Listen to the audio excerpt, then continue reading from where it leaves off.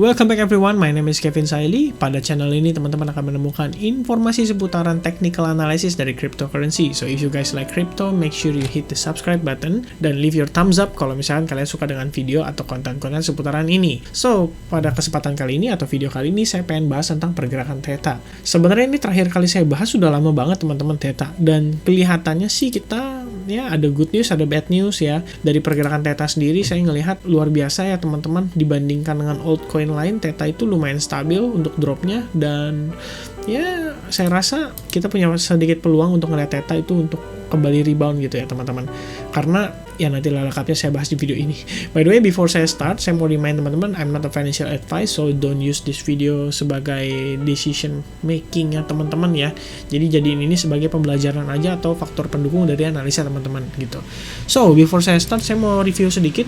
Waktu lalu, tepatnya ini sekitar tanggal 8 bulan Juni, saya first time upload tentang Theta, atau ini kayaknya udah nggak tahu kesekian kalinya gitu. But the point is, saya ngebahas tentang descending broadening wedge pattern yang terjadi di time frame daily, dan itu masih dalam pembahasan saya hari ini gitu. And then di kisaran menit 9.20 saya udah ngebahas tentang sign for another pullback atau ya potentially normal correction gitu untuk pergerakannya si Theta itu sendiri. So, apa yang akan terjadi pada Theta kita bahas langsung pada chart ini, teman-teman ya. First, kita ngelihat di sini dari segi time frame weekly. Oke, for the time frame weekly kita masih healthy di atas 34 ya exponential moving average yang 34, but kita fail to hold di atas level exponential moving average 21 ya. Padahal kemarin itu good news banget nih, karena dia ngebentuk semacam Three River Morningstar gitu. Cuman sadly confirmationnya itu nggak dapet ya, malah kita dapat 2 doji candle yang diteruskan dengan konfirmasi penurunan teman-teman. Pada dasarnya kalau misalkan kondisi pattern kayak gini, kita bakal cenderung ngelihat market itu untuk lebih turun lagi teman-teman. Kurang lebih seperti itu. Kenapa? Karena secara logik, oke, pertama buyer nggak bisa ngontrol lagi daerah ini atau level ini teman-teman, diambil alih sama seller ya, dan buyer coba naik kembali. Lalu yang terjadi adalah rollover ya, dimana si market ini di take back lagi sama si sellernya gitu, dan potentially seller biasanya nggak akan stop di sini, potentially dia akan meneruskan penurunan lagi teman-teman ya, kurang lebih seperti itu. So kita akan coba cek dari time frame daily seberapa mampukah si Theta ini meneruskan penurunan gitu. Oke, first saya masih stick with my ini ya pattern terakhir kali saya yang analisa.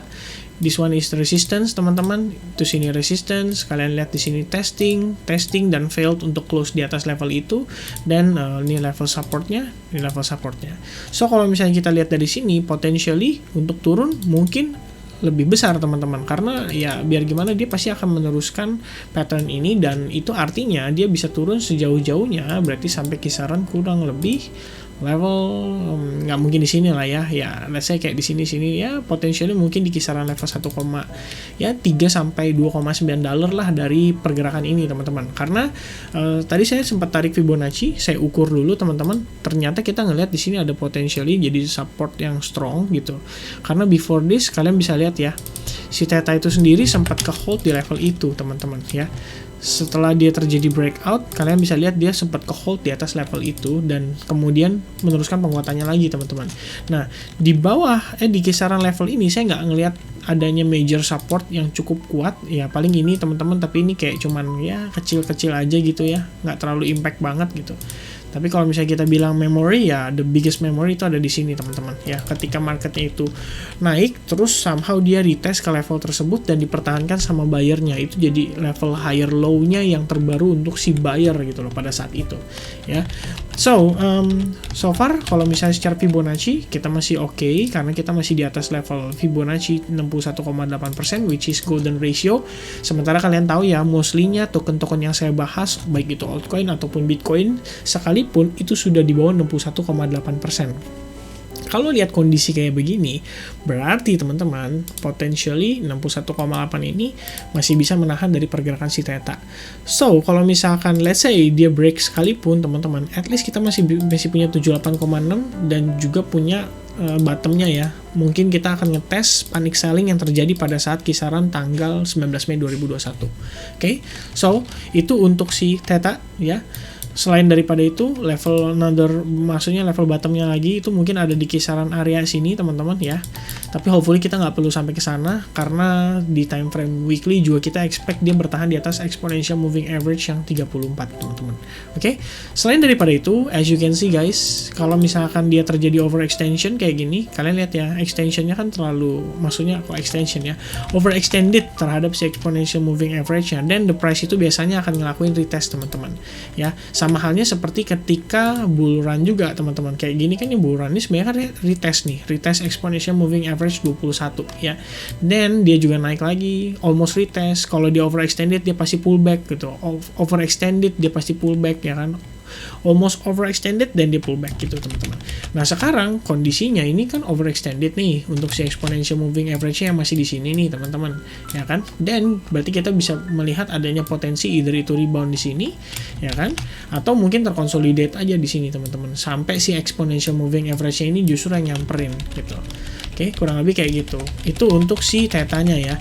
Dari segi time frame daily kita ngelihat di sini cukup oke. Nah, pertama supportnya di sini menahan, resistance-nya juga berlaku ya. Nah, kan terakhir saya udah sempat bilang tuh, maksudnya bearish skenario itu dari mana. Nah, itu saya ukur itu kebetulan menggunakan time frame 4 jam. Nanti kita coba cek ya. So, first time ya. So, yang paling penting adalah saya harus tandain dulu di sini teman-teman, ini menjadi level utama kita untuk menjadi level supportnya kita. So, hopefully the price can hold above this level for the next couple days ya. Kita akan turun ke time frame 4 jam. Oke, di time frame 4 jam itu sebenarnya gini teman-teman. Jadi pada saat waktu lalu saya kan analisa ya.